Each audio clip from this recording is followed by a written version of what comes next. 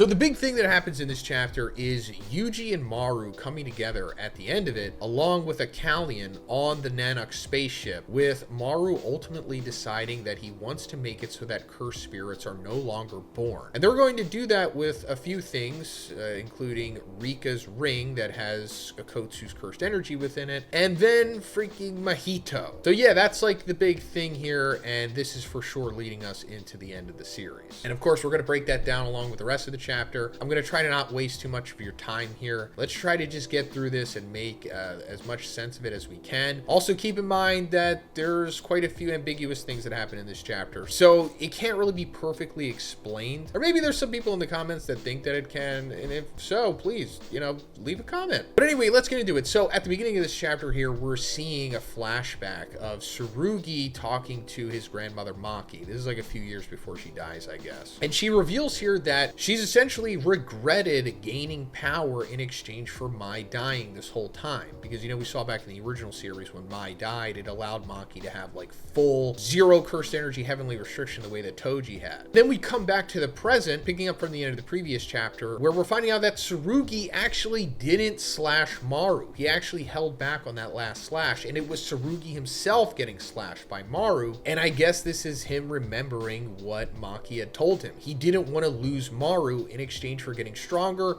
or just winning this duel in the first place, because ultimately it doesn't even really matter who wins this one. It just comes down to Deborah and Maharaga anyway. Maru questions why Tsurugi's doing this, and Tsurugi's like, I don't know, I'm 17, which is like hilarious and meta at the same time. And Tsurugi might be dead here, I don't know. He falls over as if he is dead, and we don't see him for the rest of the chapter after this sequence, so your guess is as good as mine. Is it likely that he'll probably be revived or healed or something, or he's not dead? Sure. Same thing for Yuka. No updates on Yuka, but she could just come back like Nobara at the very end and be like, hey guys, I'm back, everything's okay. But after Tsurugi seemingly dies by allowing Maru to win here, Maru starts breaking down and having like this existential crisis about who's right and who's wrong between the humans and the Sumerians, and what true ownership is, and does it come down to who inherently inhabited a place? What about those who never had a place to begin with? And yada yada yada. A discussion that they all probably should have had originally before they jumped the gun and just decided to have this big crazy duel over ownership of Tokyo and allowing her spirits to live, but that's besides the point. But anyway, the ghost of Rika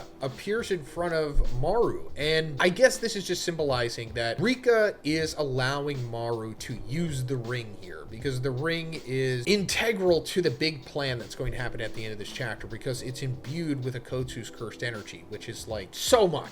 I mean, it's more than enough cursed energy to do the plan that is necessary at the end of the chapter. So then after this, the chapter starts speeding up, and we see the top of the spaceship like start to shine. And this is when we first see that there is a Kallian on board. This Kallian is apparently like the oldest Kallian from Sumeria, and they like brought it with them because it's like their god essentially. And we see the Mull hovering and glowing around it as its third eye opens. We don't fully know what is happening here. It's just Gege showing and not telling. Like, Maru might be influencing the Kallian's actions here to some degree, but anyway, what's happening here with the ship and the Kallian, and I guess whatever Maru's doing, is like giving Deborah an idea, because he's like, was that Maru? I see. So I should make a barrier like that. Like that, I guess, is referring to the spaceship and how the spaceship was made, because after this, Deborah's domain expansion starts to activate or something. Or is this because of like the darkness ability that he's doing? Is it like creating like a black hole or something? I don't know. I'll go back to what Yuji said before. It doesn't really matter. Let's just enjoy the hype moments in Aura here. But I'm assuming that there's some kind of technique happening or something, because Maharaga's wheel starts spinning and Deborah claims that he's adapting to his existence, but I don't think that's like a definitive statement. But Deborah's like, does this technique already exist on Earth? And Maharaga's not responding to him, of course, because Maharaga doesn't talk for some reason, even though he does have intelligence. But Deborah activates his domain expansion, and I don't know if he always had this or if he just didn't understand what it was before this point, which maybe means that Maru and Cross used their domain expansion expansions to create the spaceship, or at least how the spaceship works. But his domain expansion is called The Other World Between Darkness and Light, Reverse Transcendence. And it looks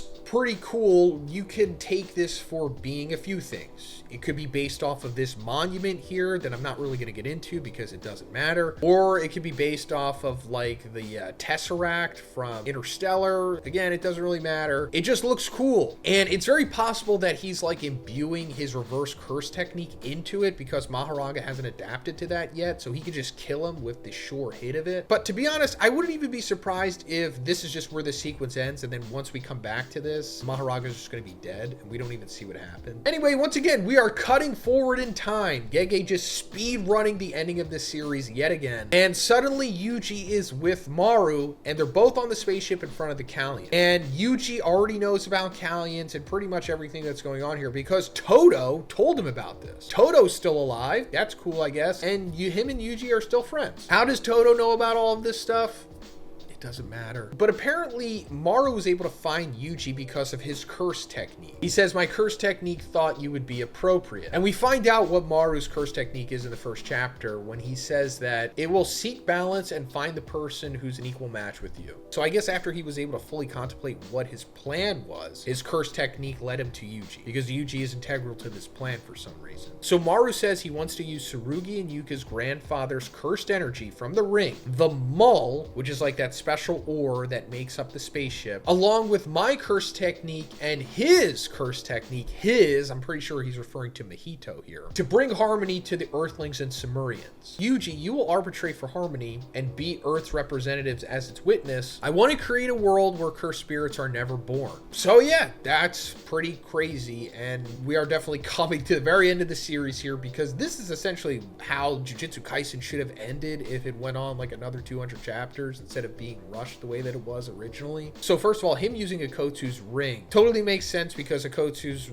been filling that thing up with cursed energy for like 60 years or whatever. And Akotsu already had boundless cursed energy. And also, I want to make a correction from my previous review. I thought that Yuji was making both of those big explosions that we saw, destroying those cursed spirits coming out of Tokyo. But now I'm pretty sure one of them was Yuji and one of them was coming from Rika. Because, it's going to show us that, yes, that's how powerful Akotsu's ring is, going through Rika. It's rivaling Yuji. Then in response to this, Yuji's like, that was a lifelong wish of somebody that my big brother was indebted to, referring to Tsukumo. And then he shows the book on soul research that Tsukumo had. So her plan was essentially to make everyone on Earth a sorcerer, more or less, so that cursed energy wouldn't leak out of them anymore. Therefore, no cursed spirits would be created because, cursed energy doesn't leak out of sorcerers. They're able to utilize it. So then Maru takes the book and then, absorbs the data in it or something. Who knows what's happening in this sequence? And then suddenly Maru's like, he was also chosen by my curse technique as a key to harmony, just like you. And then he opens up this curtain and he's like, this is a place where all souls of people on Earth cross through. He lives here. And then they go to the Purgatory world that we saw at the end of the original Jujutsu Kaisen, and Mahito's still there. So this is pretty wild. Maru's curse technique is so powerful that it could go beyond space and time into Purgatory and even look for people that are suitable for his plan there. And as for how they're entering this dimension without having to die, could be Maru's curse technique, could be the Callion helping them. Who knows? It's not explained, but they're just able to do it. We also saw earlier in this series when Tsurugi had almost died from his wounds in that fight against Takeda, I think. He briefly encountered Mahito, and Mahito thought that he was Yuji at first. So that was showing us that Mahito was still waiting there just for Yuji to, I guess, kill him or something. But he sees Yuji again here and he's dumbfounded because he's like, oh, I thought you were going to be dead. Wait, you're not dead? Wait, what's going on here? And Yuji's like, I was just summoned here. And then they just stand over Mahito at the end of the chapter and Maru's like, let's begin. So yeah, it seems like they're going to do what Tsukumo ultimately wanted, and that's to do something similar to what Kenjaku was actually doing with the culling game, because he was using the culling game the way that they're going to be using Akotsu's ring here, all of that cursed energy, and then have the barrier of it pass through Japan then merge everyone with Tengen, who was also in the barrier, to create like a big cursed energy monstrosity thing. But instead of that, they're going to use the Mull from the spaceship, Akotsu's cursed energy, along with Yuji to some extent, along with Maru's cursed technique, and then Mahito's cursed technique, transfiguration, to make it so that cursed spirits aren't born anymore. So this means that they're probably going to fundamentally change at least everyone in Japan minimum, because that's where most cursed energy comes from, to possibly all become sorcerers. That way cursed energy won't leak out of them anymore. Either they're going to do that, or they're going to change them almost to where they become sorcerers, to where they can harmonize with the Rumelians that live there, so that, I don't know, the cursed energy goes into the Rumelians, or it siphons through them or something, and they work synergistically. Either way, something along those lines is going to happen. So does this also mean that like Yuka and Tsurugi are going to be healed by this? Because maybe transfiguration just heals them. You know, it fixes Yuka's brain tumor. It heals Tsurugi from getting slashed or whatever, and they come back to life. Because if they don't, then I think they're dead, but I don't